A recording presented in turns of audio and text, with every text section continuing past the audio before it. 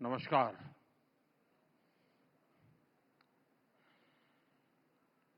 आज सुबह से ही भारत मंडपम का ये मंच एक जीवंत प्लेटफॉर्म बना हुआ है। अभी मेरा आपकी टीम से मिलने का मुझे मौका मिला कुछ मिनट के लिए। ये समिट बहुत विविधता से भरी रही है। अनेक महानुभावों ने इस समिट में रंग भरे हैं। मुझे विश्वास है आप सभी का भी अनुभव बहुत ही अच्छा रहा होगा।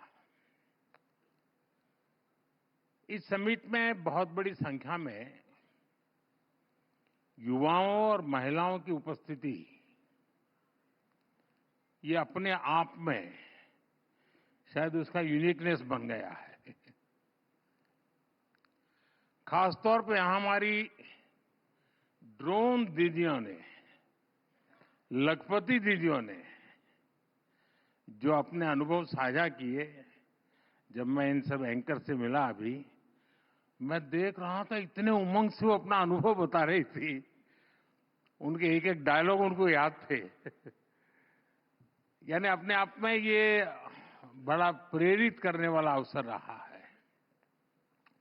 साथियों, ये उस बदलते भारत का प्रतिबिंब है जो हर क्षेत्र में अपनी आवाज बुलंद कर रहा है। इस बदलते भारत का सबसे बड़ा सपना है 2047 तक विकसित भारत।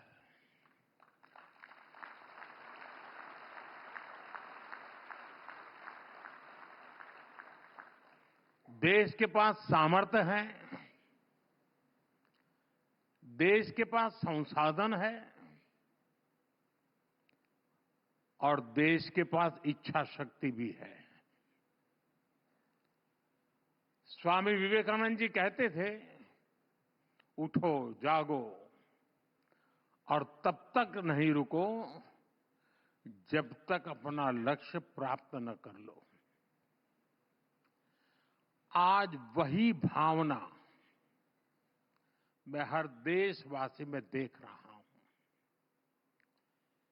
विकसित भारत के लक्ष्य की प्राप्ति में ऐसे मंथन, ऐसी चर्चाएं और उसमें भी युवाओं की भागीदारी, इसकी बहुत बड़ी भूमिका है। आपने इतनी शानदार समिट का आयोजन किया और इसके लिए मैं मेरे मित्र अतिदेव सरकार जी को, मेरा पुराना साथी रजनीश को और एबीपी नेटवर्क की पूरी टीम को बहुत बधाई देता हूं।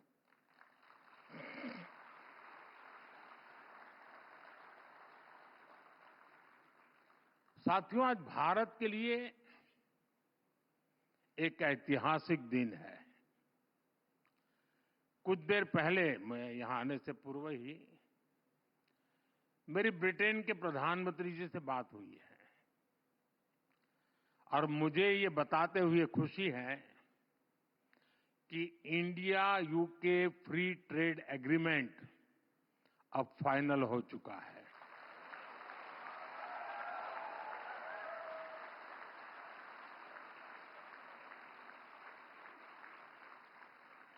विश्व की दो बड़ी और ओपन मार्केट इकोनॉमी के बीच आपसी व्यापार और आर्थिक सहयोग का यह समझौता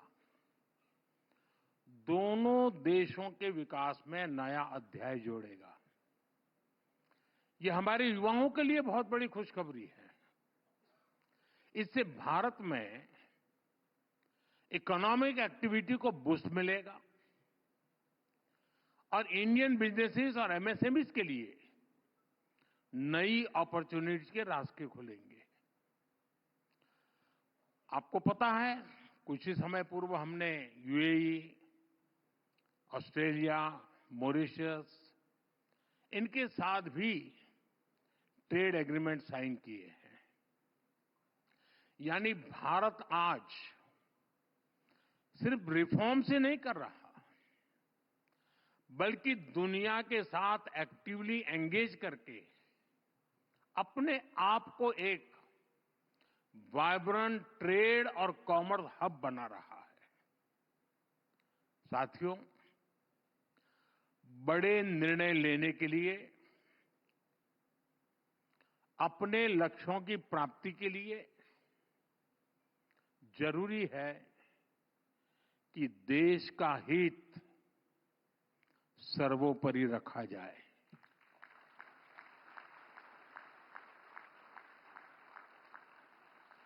देश के सामर्थ्य पर भरोसा किया जाए। लेकिन दुर्भाग्य से हमारे देश में दशकों तक एक विपरीत धारा बही और देश ने इसका बहुत नुकसान उठाया। एक दौर था जब कोई भी बड़ा फैसला लेने से पहले, कोई बड़ा कदम उठाने से पहले ये सोचा जाता था कि दुनिया क्या सोचेगी, वोट मिलेगा या नहीं मिलेगा, कुर्सी बचेगी कि नहीं बचेगी, कहीं वोट बैंक छिटकेगा तो नहीं। भांति भांति के स्वार्थों के कारण बड़े फैसले, बड़े रिफॉर्म्स टलते ही जा रहे थे। साथियों, कोई भी देश ऐसे आगे नहीं बढ़ सकता है।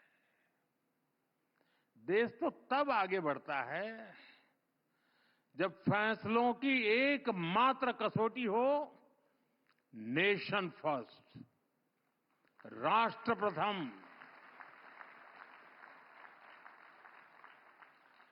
बीते एक दशक में भारत इसी नीति को लेकर चला है और आज हम इसके परिणाम भी देख रहे हैं। साथियों, पिछले 10-11 साल में हमारी सरकार ने एक के बाद एक ऐसे निर्णय लिए हैं जो दशकों से लटके, अटके और भटके हुए थे, जो राजनीतिक इच्छा शक्ति के अभाव में डिब्बों में बंद हो गए थे। अब जैसे एक उदाहरण हमारे बैंकिंग सेक्टर का है। बैंकिंग सेक्टर जो इकोनॉमी की रीढ़ होता है,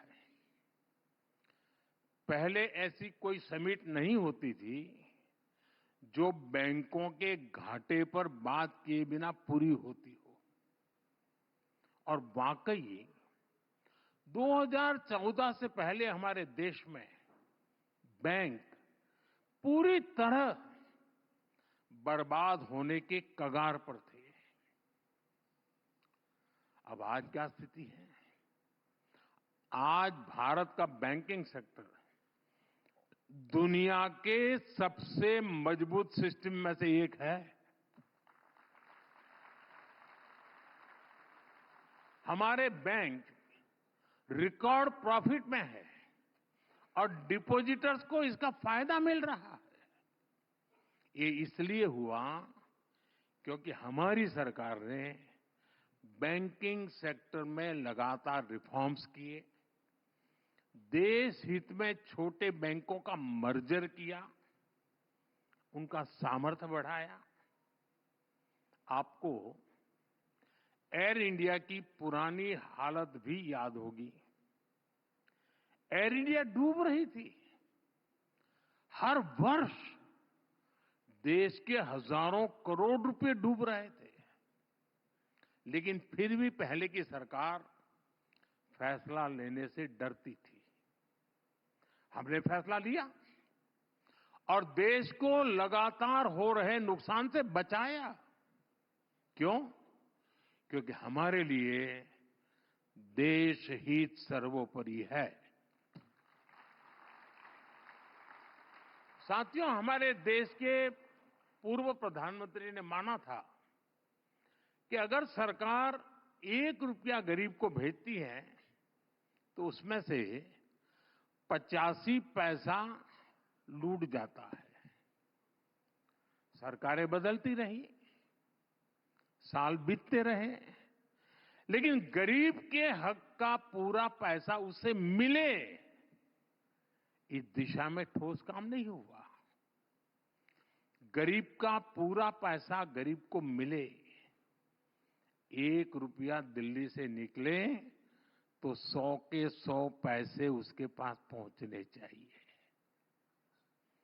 इसके लिए हमने डायरेक्ट बेनिफिट ट्रांसफर की व्यवस्था की।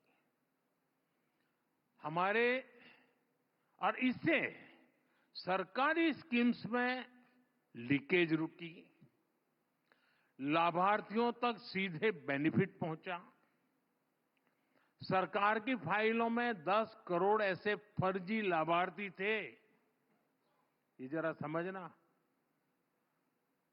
10 करोड़ ऐसे फर्जी लाभार्थी थे जिनका कभी जन्म भी नहीं हुआ था और उन्हें पूरे ठाट से सारी सुविधाएं मिल रही थी। 10 करोड़। पहले वाले यही सिस्टम बनाकर गए थे।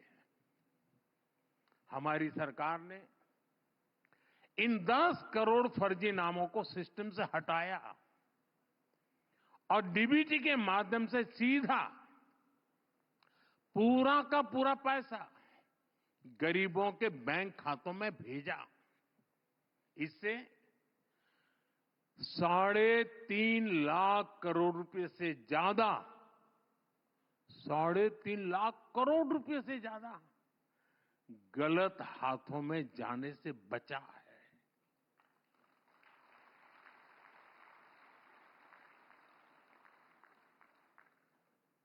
मतलब ये आपका पैसा बचाया है।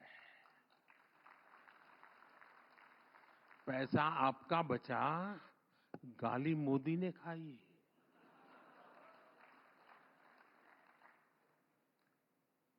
साथियों, आप 1 रैंक 1 पेंशन का मामला ही देखिए। ये अनेक दशकों से लटका हुआ था। पहले ये तर्क देकर इसको ठुकराया जाता था कि इससे सरकारी खजाने पर बोझ पड़ेगा। हमारी सरकार ने देश की रक्षा के लिए जीवन खपाने वालों के हित को सर्वोपरि रखा। आज ओआरओपी से लाखों लाख सैनिक परिवारों का फायदा हो रहा है। अब तक हमारी सरकार ओआरओपी के 1.25 लाख करोड़ रुपए से ज्यादा पूर्व फौजियों को दे चुकी है। साथियों, देश में गरीब परिवारों को भी आरक्षण मिले, इसको लेकर भी दशकों तक सिर्फ बातें हुई। इसको लागू करने का निर्णय हमारी सरकार ने किया। लोकसभा और विधानसभा में महिलाओं को 33% आरक्षण के मामले में क्या क्या होता रहा, ये भी देश ने पूरी तरह देखा है। इसके पीछे भी कुछ लोगों का स्वार्थ था, लेकिन राष्ट्रहित में ये जरूरी था। इसलिए हमारी सरकार ने लोकसभा विधानसभा में विमेन रिजर्वेशन का कानून बनाकर नारी शक्ति को सशक्त किया। साथियों, अतीत में कितने ही ऐसे विषय रहे जिन पर चर्चा करने के लिए ही कोई तैयार नहीं था। डर था कि कहीं वोट बैंक नाराज हो जाए तो। अब जैसे ट्रिपल तलाक का मामला, इसे अनगिनत मुस्लिम बहनों का जीवन बर्बाद हुआ, लेकिन सत्ता में बैठे लोगों को इससे कोई फर्क नहीं पड़ता था। महिलाओं के हित में, मुस्लिम परिवारों के हित में हमारी सरकार ने ट्रिपल तलाक के विरुद्ध कानून बनाया।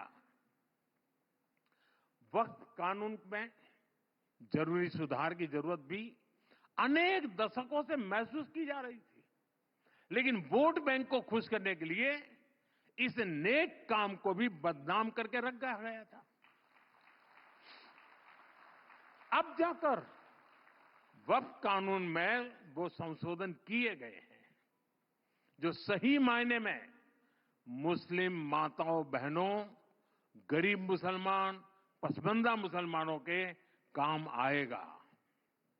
साथियों, एक और बहुत बड़ा काम हुआ है जिसकी चर्चा उतनी नहीं होती।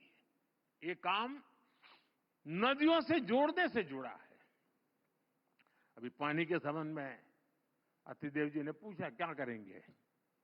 दशकों तक हमारी नदियों के पानी को तनाव का, झगड़े का विषय बनाकर रखा गया, लेकिन हमारी सरकार ने राज्य सरकारों के साथ मिलकर नदियों के जोड़ने का एक महाअभियान शुरू किया है।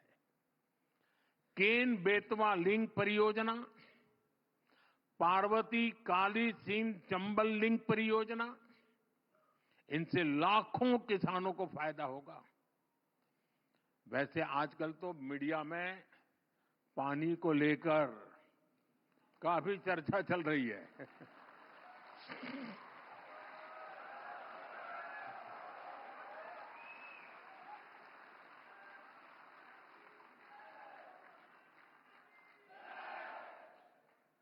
आप बहुत जल्दी समझ जाते हैं।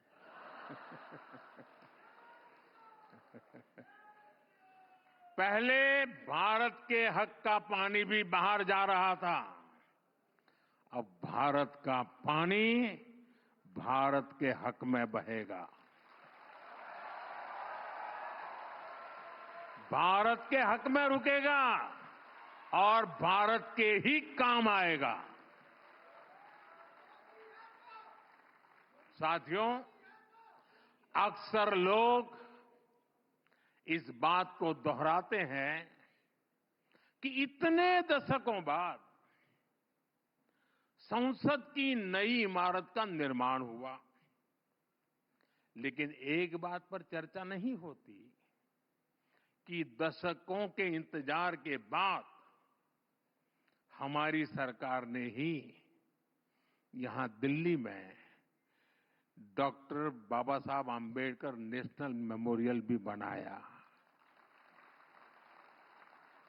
अटल जी की जब सरकार थी उस समय इसकी बात शुरू हुई थी, लेकिन इसके निर्माण का काम भी एक दशक तक लटका रहा।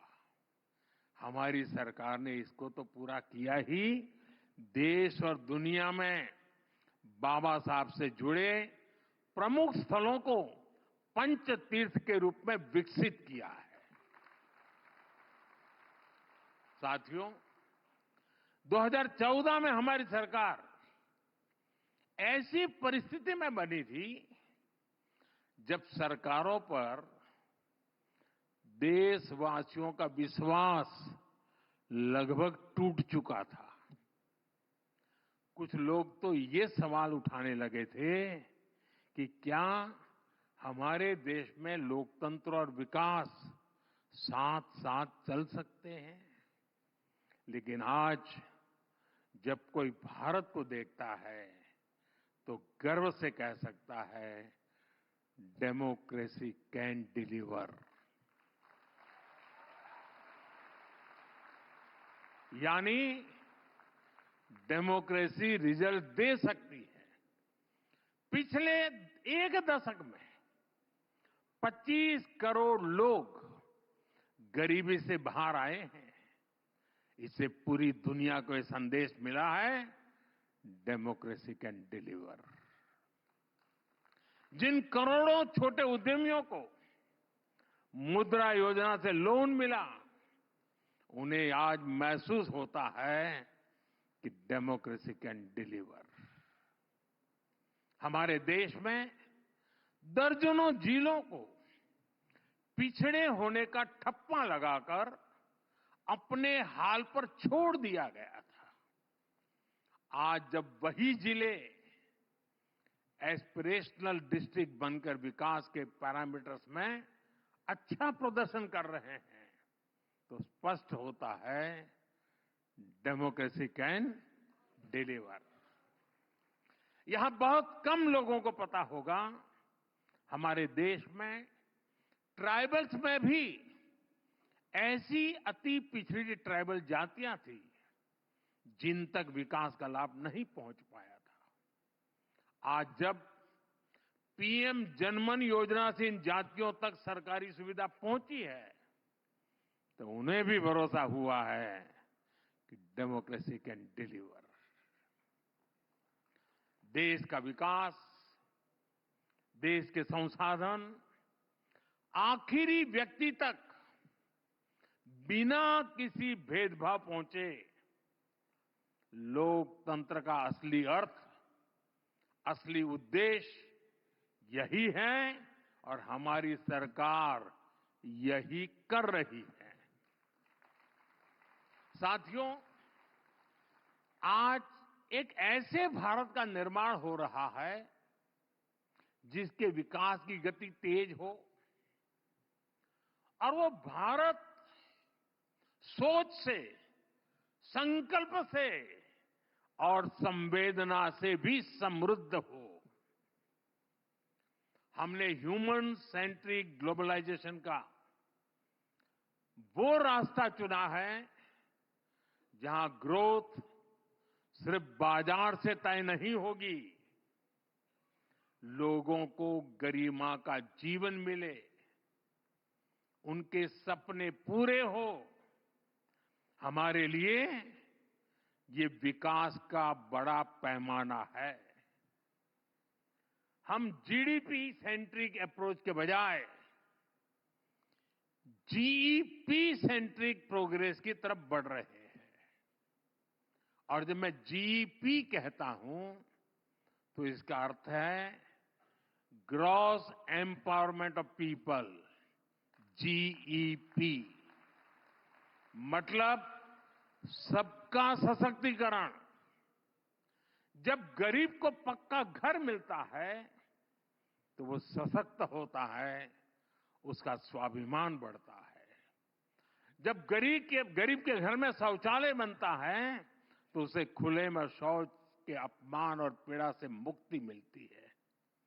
जब आयुष्मान भारत योजना से गरीब को 5 लाख रुपए तक का मुफ्त इलाज मिलता है तो उसके जीवन की बहुत बड़ी चिंता कम होती है।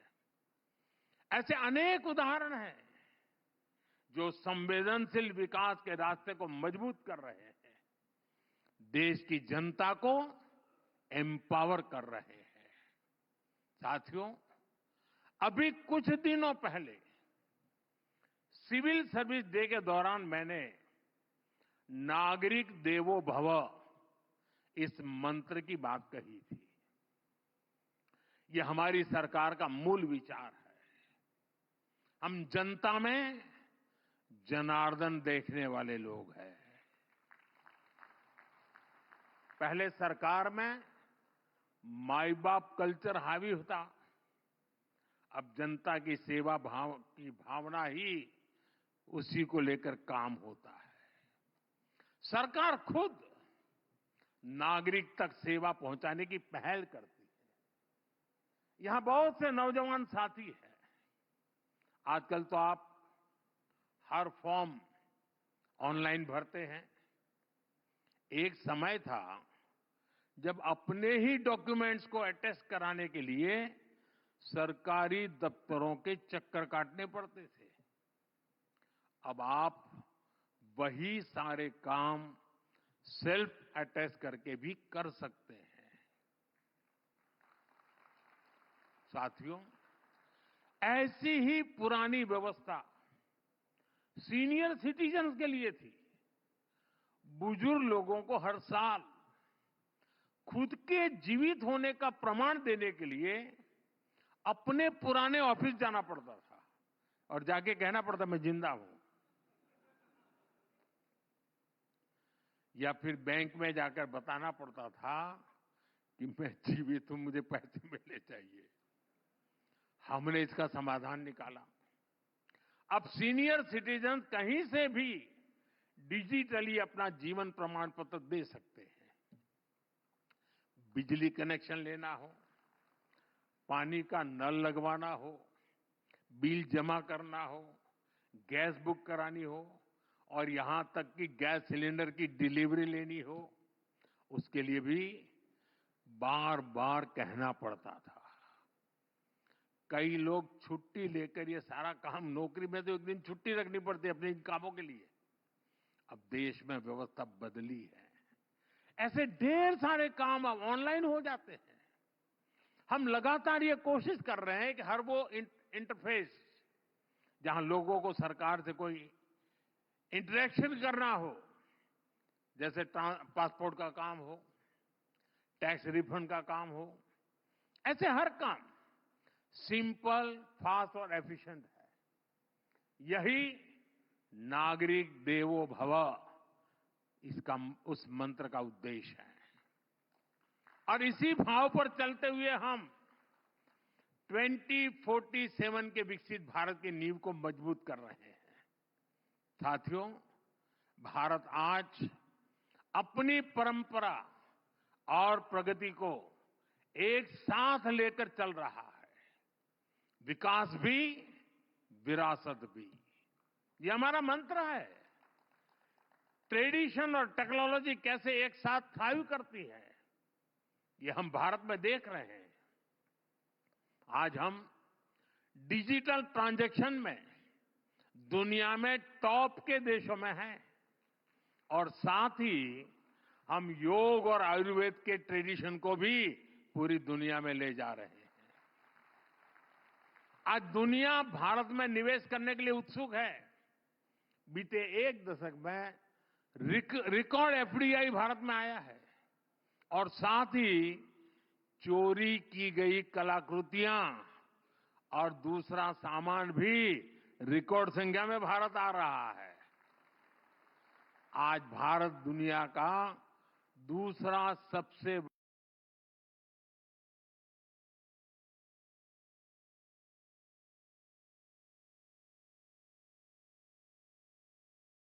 बड़ा फोन निर्माता है और साथ ही हम मिलेट भी उतना ही मजबूत होगा। हम हजार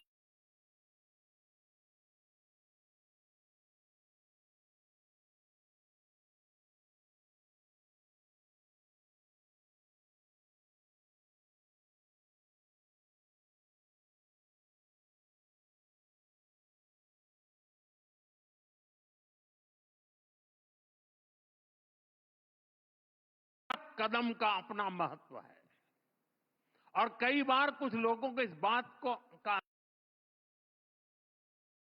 अंदाजा भी नहीं होता, उसका मल्टीप्लायर इफेक्ट कितना बड़ा होगा, कितना दूरगामी होगा। मैं आपको एक ही सेक्टर का, मीडिया और कंटेंट क्रिएशन का उदाहरण दूंगा। आप याद कीजिए,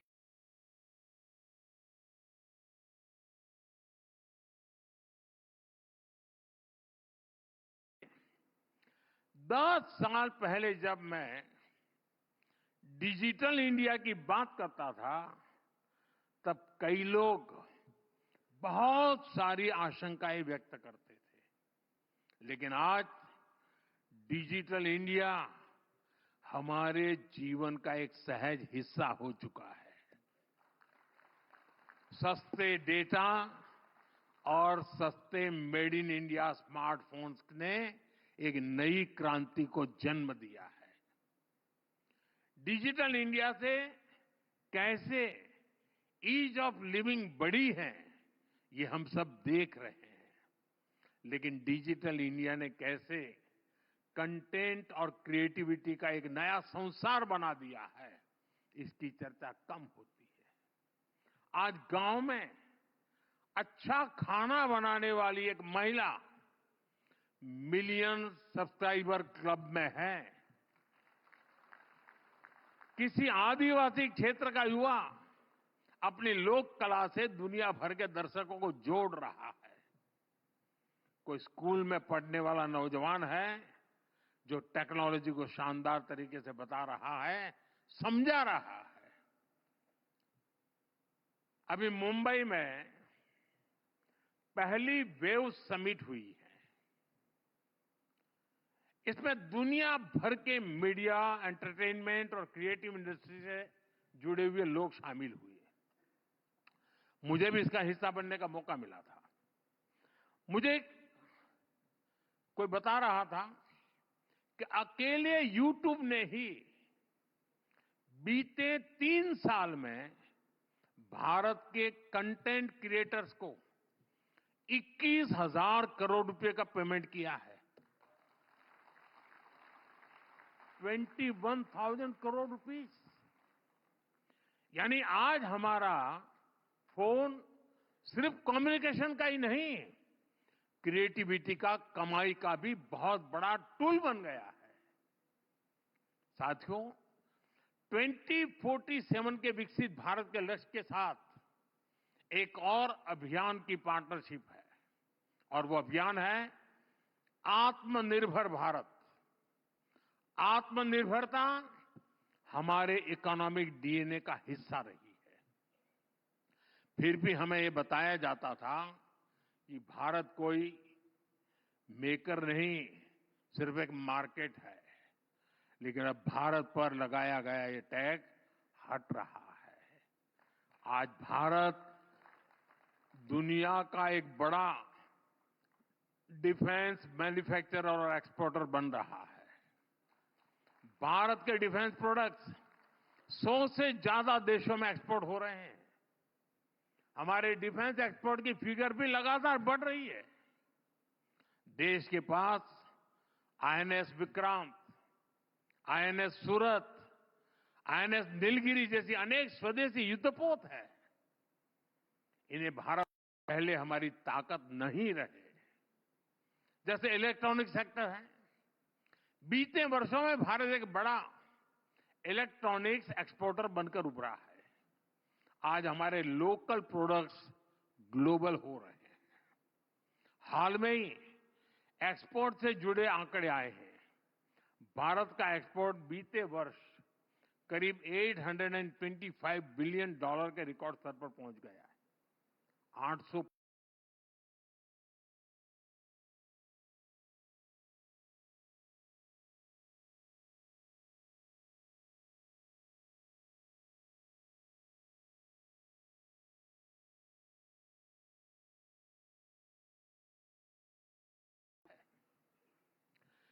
मैन्युफैक्चरिंग की ये ताकत भारत के लोगों की पहचान, क्रिएटर्स, इनोवेटर्स और डिसरप्टर्स के रूप में आज दुनिया में उसकी एक पसंद बना रही है। साथियों, ये दशक आने वाली सदियों के लिए भारत की दिशा तय करने वाला है। ये देश का नया भाग्य लिखने का कालखंड है। ये स्पिरिट मैं देश के हर नागरिक में देख रहा हूं। देश के हर संस्थान, हर सेक्टर में देख रहा हूं। इस समिट के दौरान भी यहां जो चर्चा हुई है, उसमें भी हमने यही महसूस किया है। मैं एक बार फिर एबीपी नेटवर्क को इस समिट के लिए बहुत बहुत बधाई देता हूं और मुझे भी, क्योंकि अब देर रात होने वाली है, फिर भी आप इतनी बड़ी तादाद में यहां मौजूद हैं, ये भी अपने आप में उज्जवल भविष्य की निशानी है।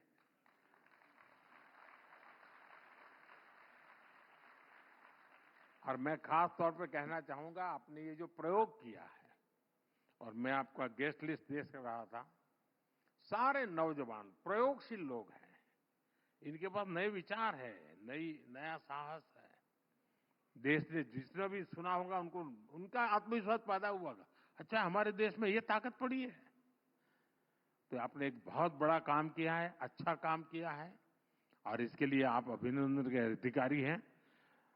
बहुत बहुत धन्यवाद। नमस्कार।